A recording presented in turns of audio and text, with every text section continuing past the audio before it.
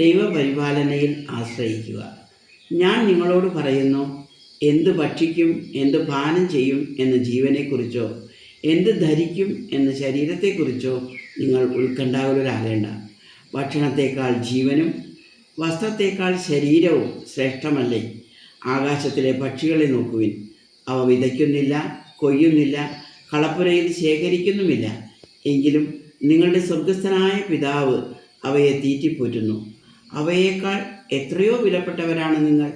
ഉത്കണ്ഠ മൂലം ആയുസ്സിൻ്റെ ദൈർഘ്യം ഒരു മുഴമെങ്കിലും കൂട്ടാൻ നിങ്ങളിൽ ആർക്കെങ്കിലും സാധിക്കുമോ? വയലിലെ ലില്ലികൾ എങ്ങനെ വളരുന്നു എന്ന് നോക്കുക. അവ അധ്വാനിക്കുന്നില്ല, നൂൽക്കുന്നുമില്ല. സത്യമായി ഞാൻ നിങ്ങളോട് പറയുന്നു, സോളമൻ പോലും തൻ്റെ സർവ്വമഹത്വത്തിലും ഇവയിലൊന്നിനെപ്പോലെ അലങ്കൃതനായിരുന്നില്ല. ഇന്നുള്ളതും നാളെ അടുപ്പിലെറിയപ്പെടുന്നതുമായ പുല്ലിനെ ദൈവം ഇപ്രകാരം അലങ്കരിക്കുന്നുവെങ്കിൽ അല്പവിശ്വാസികളെ നിങ്ങളെ അവിടുന്ന് എത്രയധികം അലങ്കരിക്കുകയില്ല.